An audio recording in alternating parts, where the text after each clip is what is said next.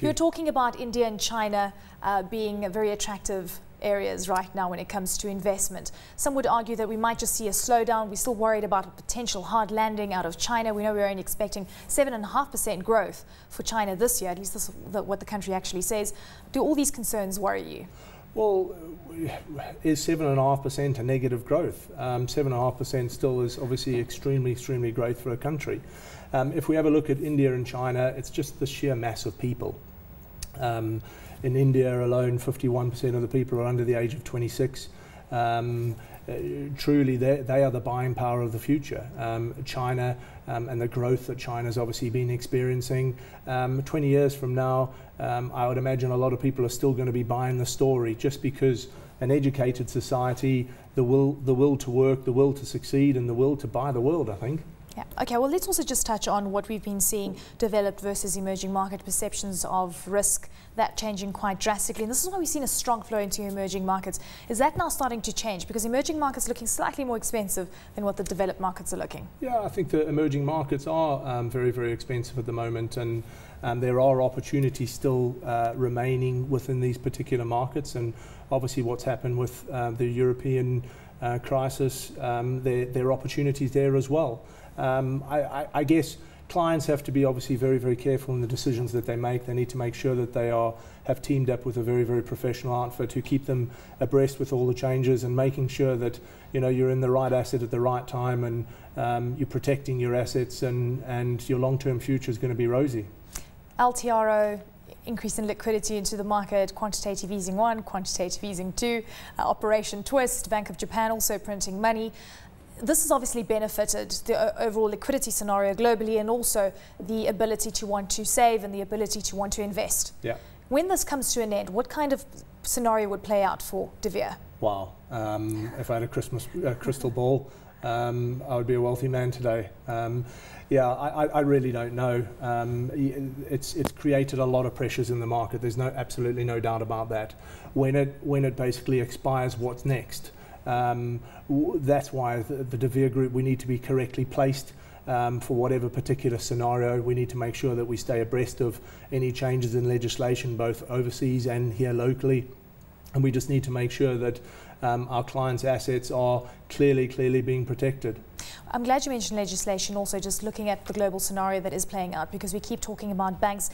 They need to start becoming slightly more conservative and then separate retail operations relative to investment operations. We actually haven't really seen that coming to the fore. Basel III has been watered down.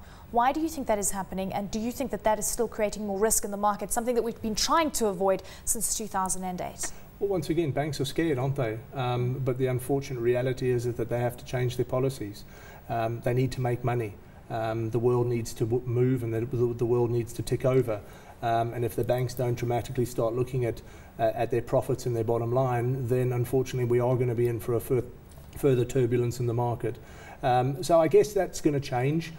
Some say that we're going to see a very flat level of economic stability over the course of the next 5 years. And once again, you're just going to have to hunt harder to find the bargains within the market. Absolutely. And what kind of returns should we actually be aiming for on a year-to-year basis? I guess it depends upon your level of risk. A young client will be always looking at double-digit returns, whilst an older client will be looking at cash plus 1 or 2%. The deVere Group is a very conservative group. We manage pension funds, and therefore we look at medium to long-term assets that are going to really turn sort of 6 to 7 to 8% return for our clients. How do you mitigate risk in this kind of market? Because we might just see a default, we don't know. I mean, we know that we saw selective default coming through from the likes of Greece. I mean, do you embark on hedging? How do you protect yourself? Well, fortunately, because we manage a lot of money, we have a lot of great relationships, and we can buy into the institutional space of the international banks. So therefore, the retail sector, unfortunately, get to buy retail-based products. Banks create products, they sell to other banks, they cut them up, they add layers of fees, etc, etc. So by the time it gets to your local representative, it's just a box standard product. deVere goes directly to the recipe maker, as it were, write out a chunky check, cut it up ourselves, don't charge any additional fees for our clients, and really give the clients institutional products that ordinarily they don't have access to buy. What do you make of a lot of the recipes? I know some of them are very exotic. They are. And some of them are very prudent. So how do you sift through? Well, yeah, fortunately, as I said, we've got a phenomenal investment and compliance committee that sit in Switzerland. So what is the criterion? What do you actually look for, and how are you able to avoid the toxic assets that a lot of pension funds globally actually had invested into? I think you've got to look at, first of all, the credit risk of the banks. And as you rightly said, some of these banks were AA, AAA rated. And therefore, you've got to make sure that you're teaming yourselves with banks that really, really are going to be here tomorrow, or we'd like to hope that they're going to be here tomorrow. We then look at the product and the product matrix, and we look at what the clients are looking for. And LD people will look for income guarantees, whilst youngsters, more conservative South Africans, will be looking for capital protected products. We then go to the bank, we ask them what they can do for us. They come up with the numbers, and if it's something that we believe is beneficial for our clients, so we roll it out to our client base. You've got 60,000 active clients in over 100 countries. Yep. How many of those clients are actually interested in South African assets and African assets? Yeah, that's a very, very good question. When I worked overseas, a lot of people were always talking about South Africa and the opportunities that existed in South Africa. When I was advising a lot of the currency traders in Tokyo, a lot of people were looking at the rand and making plays on the rand as well. So I think the global economy is becoming more and more interested in Africa, not just South Africa, but in Africa alone. We've recently opened up in Ghana. We're about to open up in Nigeria, which is obviously logical places. But then you start looking at places like Rwanda, Tanzania. There's huge opportunities there. What drives you to those regions? I mean, obviously potential clients, or do you see, I mean, you know, obviously you do quite a lot of research before you embark on going into these countries. Well, we basically look at the opportunities that exist. So primarily we look at the industry, who's driving the industry, are there expatriates in the market, locals, what are the local products? For argument's sake, in Uganda at the moment, a client will get 22% in the bank. How can one compete against that? But inflation's 25%. So yes, we do a lot of research based upon the areas that we go into. We then send our legal team in to make sure from a legislative point of view we can do what we're wanting to do. And then we basically send in our team, and we uncover opportunities every day. Craig, give us an indication of whether you are overall optimistic about future growth globally. I know they're cautiously optimistic for quite some time. Some are cautiously pessimistic. Yeah. Are you just an optimist? Are you bullish on the future? I think you have to be. The world has been around for a long, long time, and we've seen bigger problems than what we've seen now and recently. And there are going to be more problems again in the future. If we bury our head in our sand and do nothing about it and just think that the world is coming to an end, it probably is. But at the deVere Group, we're a young professional organisation which is full of energy, full of enthusiasm, full of determination, and I think we really all need to be that. I'm sure you had to make a lot of tough decisions as a leader. Yeah. Take us through some of those tough decisions. I think tough decisions always come around based upon individuals and staff, people that you've placed a lot of trust with that unfortunately don't live up to your expectations.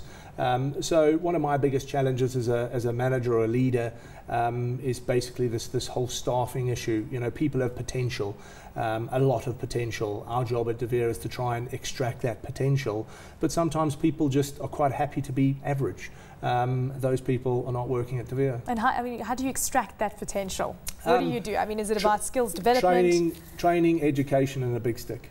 And a big stick. And a big stick, yeah. But no, training and education, that's obviously paramount. Education is by far the most important thing. Given the fact that you've actually worked in many territories, yeah. How do you find the labour market here in South Africa and the people with skills in South Africa? Is it more difficult to extract potential from South Africans relative to other industries? I'm sure Japan must have been quite an easy task for you. Japan was easy. South Africa has been quite a learning curve.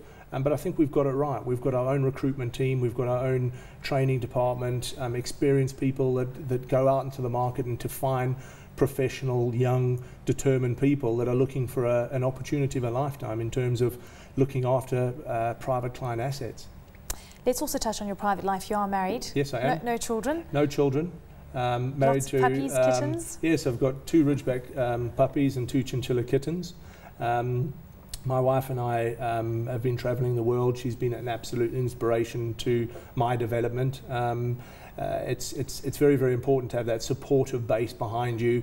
You know, when you come home from the office at 8 o'clock at night and you're feeling knackered and you really need to get something off your chest, she's been there. She's been very, very good at helping me make decisions. Sometimes I only see black and white, not the grey. So she's very, very good at that. So yeah, I think we have a partnership which is extended into our deVere partnership, and things are going really well. Okay, with regards to finding the balance, because I mean you mentioned you go home at 8 o'clock at night, so I'm sure you have a very long day. Yes. How does one actually find the balance? I think this is a lot of the things that people actually grapple with. It's a very, very good question, but I think people make excuses. I believe that you've got to prioritise in what you need to do. At deVere, we're very, very anxious to make sure that all of our consultants are looking after themselves from a health perspective. I think you need to obviously do what you need to do to relax. I don't think it's feasible to work from 6 in the morning till 8 o'clock at night every single day, because you become less effective. But sometimes it needs to be done though. Sometimes it does need to do. And so we have a philosophy of we work hard and we play hard. So when it's downtime, we play hard. And but equally so, I do think you've got to get the family balance, the health balance, the social balance. So yeah, it is very important. Craig, given the fact that you're heading up the Africa operations, what is your vision for deVere Africa? 50 registered officers, 1,000 financial advisors. You've got 3 at the moment in Africa. We have 14 officers in Africa. In Africa, okay. Yeah. So, and about 200 advisors. So 1,000 advisors, 50 registered officers. And yeah, I'd like to get into a position where the region is managing in excess of 5 billion sterling opposed to rand. Are you worried about the skills though within the space, given the fact that you are? Definitely Is there not. skills available of this kind on Africa? There's phenomenal skills available. Ultimately, you've just got to look, and it's there. The great part of being a part of a huge continent is you don't actually have to look that hard to find some top talent. And you were talking about obviously a culture shock in a sense, you know, working in other territories and then coming to Africa. Yeah. What would you say the biggest fundamental difference that we have here in Africa? I mean, we spoke about the conservative clients. Yeah. Tell us about some of the fundamental differences that you see. Perhaps focus on positive as well. I think globally, the South Africans that I've met, we know how to work, which is absolutely fantastic. So we've changed our whole recruitment focus from employing expatriates to now employing locally, purely because South Africans are very, very good at putting their head down and getting the job done. And that's really one of the fundamental points of deVere. But we don't trust very well, unfortunately, which is possibly a major negative. But once again, it comes down to the education. It comes down to ensuring that new employees are treated well. They understand the ethos of the business. They understand where the business is going, and that comes through communication. So as a group, we really don't like to communicate via email. Email has no tone, so it's very much a verbal business. I get to see my consultants on a regular basis. I speak to every consultant on a weekly basis. And then as we become bigger and bigger, I think you're going to find more and more people are going to be in the queue waiting to join us. Fantastic. On that note, Craig, I have to leave it there. Thank you so very much, sir. Fantastic. For joining us. Thank you very much. Great to have you on the program. Thank you.